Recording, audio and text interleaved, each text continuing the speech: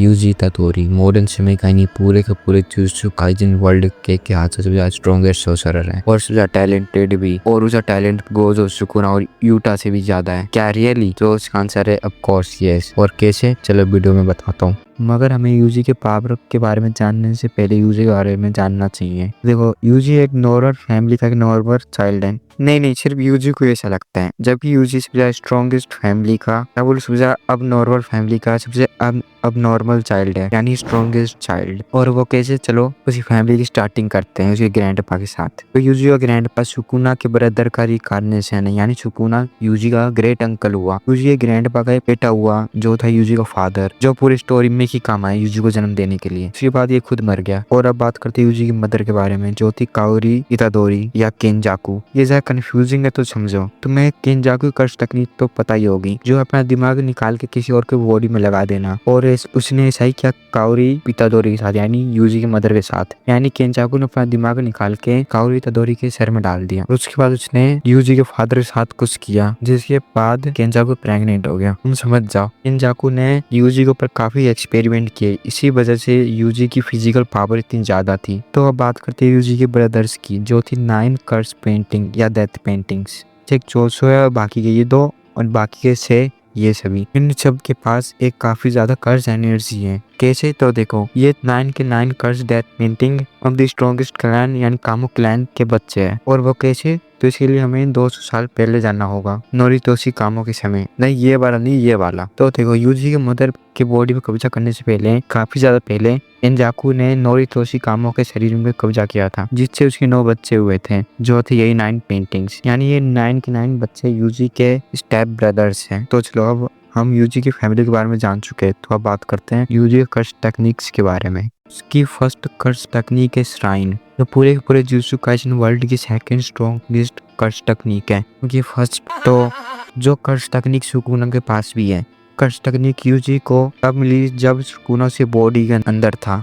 और जैसा गोजो ने कहा था, यूजी के बॉडी में सुकुना होने के कारण यूजी की बॉडी ने सुकुना कर्स टेक्निक को अडेप्ट कर लिया था, नहीं ले लिया था। तो इस कर्स टेक्निक के अंदर आते अपने डिसमेंटल, जो यूजी ने यूज किया था जुजुत्सु काइसेन मुडोलो के चैप्टर 20 में। कितना स्ट्रॉन्ग डिसमेंटल था, जिसे देख के जापान को वर्ल्ड वॉर याद आ गया होगा। का डिसमेंटल तो सुकुना की क्लिप से भी ज्यादा स्ट्रॉन्ग है, बात तो तुम मना नहीं कर सकते। सुकुना क्लिप से इतनी तबाही नहीं करते जितना की यूजी के डिसमेंटल ने कर दिया। और यूजी के बाद क्लिप भी है। और तुम्हें नहीं पता कि डिसमेंटल क्लिप्स में क्या फर्क है, तो मेरी बात सुनो। घर में जो नाइफ होती है जिसे तुम सब्जियां काटते हो, वो है डिसमेंटर। इस नाइफ से मांस को काटा जाता है, ये वो होती है क्लिप्स। यानी डिसमेंटल और क्लिप्स में काफी ज्यादा फर्क है। और यूजी का डिसमेंटल इतना स्ट्रॉन्ग है, तो सोच लो यूजी का क्लिप्स कितने ज्यादा स्ट्रॉन्ग हो गए। तो सुकुना के क्लिप और डिसमेंटल से तो काफी ज्यादा स्ट्रॉन्ग है। इसके बाद इस कर्स टेक्निक में आती है फूगा, यानी फायर एरो, जो भी यूजी के पास होगा ही होगा। और इसी फायर एरो से सुकुना ने महारागा को वन शॉट कर दिया था, उसी महारागा जिसने डाबूरा की ये हालत करती थी। तो यूजी की पहली कर्स टेक्निक तो श्राइन है, तो सुकुना के भी श्राइन ज्यादा स्ट्रॉन्ग है।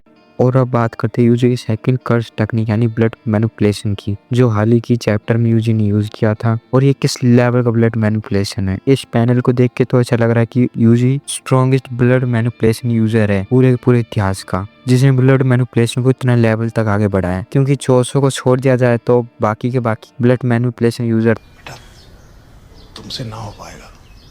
तो देखो, इस कर्स टेक्निक के अंदर यूजर अपनी कर्स एनर्जी को अपने ब्लड में बदल लेता है और उसे एरो या किसी और फॉर्म में बनाकर अटैक करता है, जो तुमने जुजुत्सु काइसेन सीजन 3 के फर्स्ट एपिसोड में देख ही लिया होगा। और ये काफी ज्यादा काम का कर्स टेक्निक है। और वो कैसे? तो देखो, आरसीटी, इसमें यूजर अपने किसी कटे हुए भाग को अपनी कर्स एनर्जी की मदद से हील करता है। ये वो अपने कर्स एनर्जी को उस फिजिकल पार्ट का फॉर्म दे देता है। काफी ज्यादा कर्स एनर्जी चली जाती है, इसलिए ब्लड मैनिपुलेशन टेक्निक काफी ज्यादा काम की है। क्योंकि इसके अंदर अगर यूजी का हाथ कट भी गया तो वो अपने पूरे हाथ को हील नहीं करेगा, वो सिर्फ अपने खून से अपने उस कटे हुए हाथ को दोबारा जोड़ लेगा, जिसा यूजी ने यूज भी किया था। कि गोजो या सुकुना का कोई भी फिजिकल पार्ट कटेगा तो वो पूरा हील करना होगा, वो पार्ट दोबारा जुड़ नहीं सकता उनका। जबकि ब्लड मैनिपुलेशन यूजर का जुड़ सकता है, क्योंकि वो अपने ब्लड से ही अपने उस फिजिकल पार्ट को हील कर लेंगे। और जो भी कैरेक्टर ब्लड मैनिपुलेशन का यूज करता है अपने आरसीटी में, तो उसका स्पीड भी काफी ज्यादा होता है, किसी भी कैरेक्टर से ज्यादा, यानी गोजो से भी ज्यादा। एग्जाम्पल के लिए, अगर गोजो को हाथ कटा है तो उसे आरसीटी की मदद से वो 5 से 6 सेकंड में हील कर पाएगा, जबकि यूजी अपने ब्लड मैनिपुलेशन टेक्निक से उन्हें सिर्फ 2 से 3 सेकंड या उससे भी कम में हील कर लेगा। मगर इसके लिए यूजी का पूरा वो हाथ कट चुका होना चाहिए, यानी वो दोबारा हील ही ना हो सके। ऐसा जब जाके यूजी को अपने पूरे हाथ को हील करने की जरूरत आएगी। अगर सिर्फ उसका एक हाथ कट गया और अलग हो रखा है तो यूजी अपने उस हाथ को उठाकर दोबारा जोड़ सकता है। तो blood manipulation curse technique UG के लिए डिफेंस का काफी अच्छा काम करती है और श्राइंग कर्स टेक्निक यूजी के लिए ऑफेंस पे काफी ज्यादा काम करती है, यानी ऑफेंस और डिफेंस दोनों है यूजी के पास। तो हमने यूजी कर्स टेक्निक के बारे में बात कर ली। उसके अलावा यूजी के पास क्या क्या है, तो देखो यूजी के पास उसका सबसे ज्यादा स्ट्रॉन्गेस्ट यानी उसका डोमेन एक्सपेंशन है, जिसका नाम अभी तो रिवील तो नहीं हुआ मगर जल्दी हो जाएगा। जो कितना स्ट्रॉन्ग है वो तो पता नहीं, अगर वो स्ट्रॉन्ग है यूटा के डोमेन से ज्यादा स्ट्रॉन्ग होगा, यानी वो टॉप 3 डोमेन एक्सपेंशन में तो आएगा। तो डोमेन एक्सपेंशन 2 टाइप्स के होते हैं, एक बैरियर डोमेन, एक non barrier domain. Barrier domain का एग्जांपल होगा Gojo infinite void. Non barrier domain में होगा सुकुनागा श्राइन। तो यूजी के पास इनमें से कौन से, तो यूजी के पास है बैरियर डोमेन, जो काफी ज्यादा स्ट्रॉन्ग है क्योंकि उसे सुकुना जैसा बंदा बदल दिया था। सुकुना जैसा प्योर इविल कैरेक्टर को होप दिखने लगी थी इस डोमेन के आने के बाद। डोमेन एक्सपेंशन के अलावा यूजी के पास सिंपल डोमेन भी है जो डिफेंस के लिए यूज होता है, यानी ये डोमेन एक्सपेंशन में फंसने के बाद सिंपल डोमेन से उसे कुछ अपने आसपास की जगह को रोका जा सकता उस डोमेन के अंदर आने से। और इनके अलावा यूजी के पास आरसीटी है, इन रिवर्स कर्स टेक्निक, जिसके बारे में मैंने तुम्हें पहले बता चुका हूँ, और अनह्यूमन स्ट्रेंथ, जिससे वो फिजिकली सबसे ज्यादा ताकतवर बन जाता है। तो उसका ब्लैक फ्लैश कैसे भूल सकते हैं, जो आप वो कभी भी यूज कर सकता है, जब भी उसका मन करेगा वो ब्लैक फ्लैश यूज कर सकता है। अब जबकि बाकी यूजर को पता भी नहीं होता वो कब ब्लैक फ्लैश यूज करेंगे। ब्लैक फ्लैश यूज करने के लिए उन्हें बहुत ज्यादा अपने आप को फाइट में झोंकना पड़ता है, जबकि यूजी अपने मन से ब्लैक फ्लैश का यूज कर पाता है। अब सबसे ज्यादा ब्लैक फ्लैश यूज करने का रिकॉर्ड भी यूजी के पास ही है।